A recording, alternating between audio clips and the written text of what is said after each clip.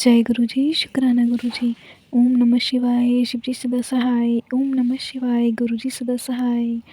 जय गुरु जी, शुक्राना गुरु जी। संगत जी, आज मैं एक आंटी जी का शुक्राना सत्संग शेयर करने जा रही हूँ, जो उन्होंने हमें रिकॉर्ड कर कर भेजा है। ये एक ब्लेस्ड कर देने वाला सत्संग है, तो कृपया अंत तक बने रहें। जय गुरु जी, शुक्राना गुरु जी। जय गुरु जी, शुक्राना गुरु जी। संगत जी, मेरा नाम मनीषा है और मैं झारखंड में रहती हूँ। आज शनिवार और 7 तारीख हमारे गुरु जी महाराज की ब्लेसिंग का नंबर श्रीवंत। तो अभी रात के 11 बजने जा रहे हैं संगत जी, और मैं भी अपना ये सत्संग शेयर कर रही हूँ।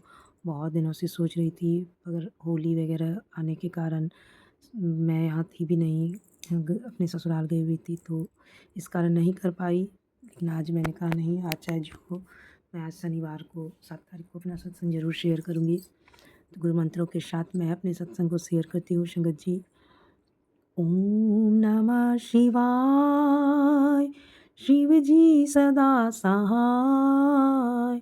ओम नमः शिवाय, गुरु जी सदा सहाय। जय गुरु जी, शुक्राना गुरु जी। संगत जी, मेरा ये सत्संग कुछ दिन पहले का है, जब मैं अपने ससुराल गई हुई थी। तो वहाँ पर ना संगत जी, मैं टोटो से अपने हस्बैंड और अपने बच्चों के साथ अपने ससुराल से अपने माँ के घर जा रही थी।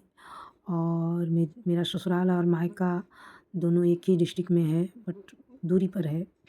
तो जैसे एक रूट से दूसरे रूट जाते हैं ना, वैसे ही तो जा रही थी संगत जी। तो मेरे हस्बैंड ने, उसमें मैंने अपने एक सूट भी नया लिया हुआ था और एक नाप के लिए लिया हुआ था, जो मुझे सिला हुआ था, पर वो फिटिंग करवाने के लिए दर्जी को देना था, तो इसलिए मैंने वो भी रख लिया। और मैंने कहा वहाँ जाकर मैं दे दूँगी, मेरी माँ के घर के रास्ते में ही दर्जी का पड़ता है। तो संगत जी, मैं चली गई। रास्ते में मेरे हस्बैंड बोले कि तुम लोग आगे बढ़ो, मैं मिठाई लेकर कुछ आता हूँ, क्योंकि ससुराल तो खाली हाथ जाते नहीं। तो फिर मैंने कहा ठीक है, मैं दोनों बच्चों को लेकर चली गई संगत जी। मेरा घर आया तो मेरी भाभी ने दरवाज़ा खोला, मेरे दोनों बच्चे अंदर चले गए और मैं भी उतर गई। टोटो वाले ने जो भी पैसे बोले मैंने दे दिए।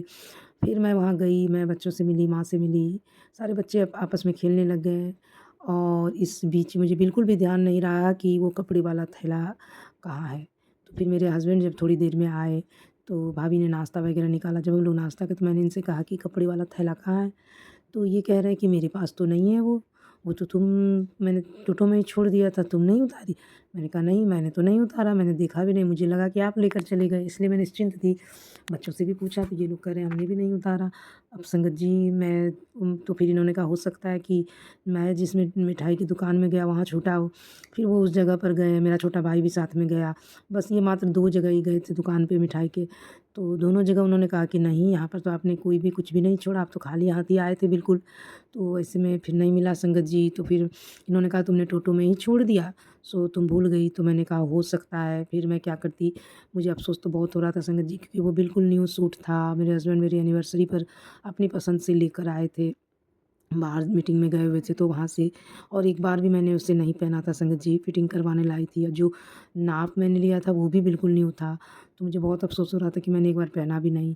तो फिर इन्होंने कहा जाने दो, तुम्हारे भाग्य में नहीं था, आप चिंता मत करो, तो बहुत चलना, कल खरीद देंगे दूसरा सूट। मैंने कहा नहीं, सूट खरीदने की बात नहीं है, कपड़े तो बहुत हैं।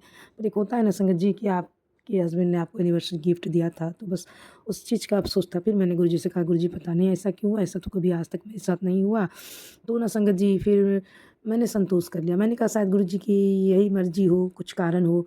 मैंने कहा कोई बात नहीं गुरुजी, जाने दीजिए, मैं भी तो उससे पहनती ही, और जिसके पास भी गया होगा वो भी तो पहनेगा ही। तो फिर मेरे हस्बैंड ने कहा कि सो अगर टोटो वाला ईमानदार होगा, उसने तो घर देखा है, वो लाकर दे सकता है। तो मैंने कहा हाँ, देखो, क्योंकि आजकल ये बहुत कम लोग ऐसे मिलते हैं और बहुत लोग होते भी हैं जो लाके दे देते हैं। तो फिर मैंने बात आई गई, फिर हम लोग अपने मायके से, मैं अपने ससुराल आ गई। रात में आकर सोई, थोड़ा मन तो उदास हो गया था हम लोगों का, पर कोई नहीं, फिर हमने संतोष कर लिया कि जाने दो, मैं भी पहनती, कोई पहनेगी। और संगत जी, उसके बाद सुबह फिर मैं उठी, जो अपने घर का काम होता है वो सब किया। मैं गुरुजी का सत्संग ही सुन रही थी संगत जी। इसी बीच मेरे छोटे भाई का फ़ोन आया, तो मैंने जब फ़ोन उठाया तो मेरा भाई बोल रहा है, सोनू नाम है मेरे भाई का, कि दीदी वो टोटो वाला आया था, उसने आकर आपका थैला जो कपड़े वाला था वो लाकर दे दिया। सुनकर संगत जी मुझे इतनी खुशी हुई। मैंने कहा देखो आज भी ईमानदार लोग हैं, ऐसा नहीं है। उसने घर देखा था इसलिए वो लेकर चला आया। उसमें दोनों सूट और मेरे बेटे का एक स्टील का वाटर बोतल था संगत जी, वो सारे वैसे ही थे। तो मैंने उससे कहा ठीक है रख लो, बाद में मैं जब जाऊँगी तो ले लूँगी। और उसने रख लिया। तो मैंने कहा कि उसे यार तुमने बिठाया नहीं, उसे कुछ दे देना था। तो उसने कहा नहीं वो तो चला गया, मैं पूजा कर रहा था, मुझे याद नहीं रहा। बाद में मुझे अफ़सोस भी हुआ। तो मैंने कहा नहीं उसे बिठा के कम से कम चाय तो पिला देते, पर मैं तो वहाँ थी नहीं संगत जी। तो फिर वो चला गया। मैंने गुरुजी का बहुत शुक्राना किया कि गुरुजी आपने मेरे जो भी यानी कि मुझे कपड़े से ज़्यादा इस बात का था कि मेरे हस्बैंड का लाया हुआ था तो मिल गया, इसके लिए अनंतम अनंतम शुक्राना गुरुजी। और फिर मेरा दूसरा सत्संग है ना संगत जी कि एक दिन मैं आंगन में अपने किचन में हाँ खाना बनाते हुए सत्संग सुन रही थी। मेरा डेली का रूटीन है संगत जी कि मैं सत्संग सुनती ही सुनती हूँ। अगर मैं एक दिन भी एक सत्संग भी ना सुनूँ ना तो मेरा पूरा दिन अधूरा रह जाता है। ऐसा लगता है जैसे मेरा आज का दिन पूरा ही नहीं हुआ। मैं घर के सारे काम सत्संग सुनते हुए डेली कम से कम 6-7 सत्संग में सुनती हूँ। तो फिर सुन रही थी तो मेरे हस्बैंड स्नान करके आए तो वो पूजा स्थान में गए। उन्होंने कहा कि पूजा कर लेते। मैंने कहा हाँ ठीक है आप कर लीजिए, मुझे हमको तो लेट लगेगा। और ये जैसे ही इन्होंने पूजा स्थान में ये गए संगत जी, और कोई ना ही मेरे यहाँ कोई रोज़ के फूल गुलाब के फूल के पेड़ है, ना ही कोई अगरबत्ती, कुछ भी नहीं जल रहा था घर में संगत जी। और इन्होंने अचानक से जैसे ही पूजा स्थान का दरवाज़ा खोला ये कह रहे हैं कि बहुत तेज़ गुलाब फूल की खुशबू आ रही है। तो मैंने कहा हाँ, तो इन्होंने कहा कि हाँ। और संगत जी तो देखिए कैसे गुरुजी ने इन्हें अपनी फ्रेगनेंस फ़ील करवाई, अपनी प्रेजेंट फ़ील करवाई अपने फ्रेगनेंस से संगत जी। और मैंने कहा ये गुरुजी की प्रेजेंट है, ये गुरुजी ने आपको अपनी प्रेजेंट फ़ील करवाई है इस गुलाब की खुशबू से। तो उसके बाद मैं सत्संग ही इस बीच सुन रही थी संगत जी। मैंने गुरुजी का बहुत शुक्राना किया।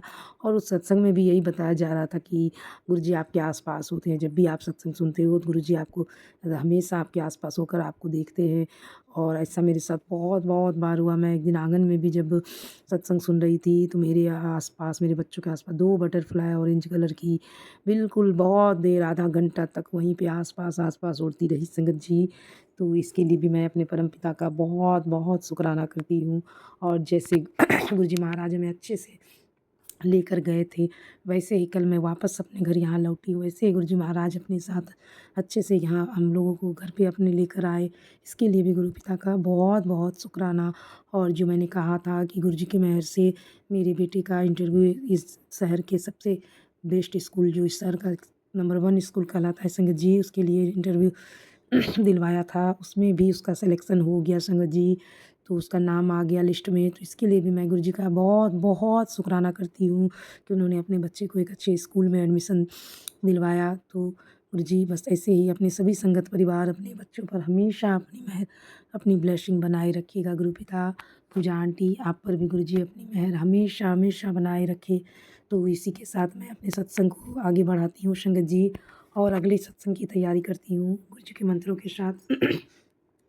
ओम नमः शिवाय, शिव जी सदा सहाय। ओम नमः शिवाय, गुरु जी सदा सहाय। जय गुरु जी। शुक्राना गुरु जी, अनंतम शुक्राना।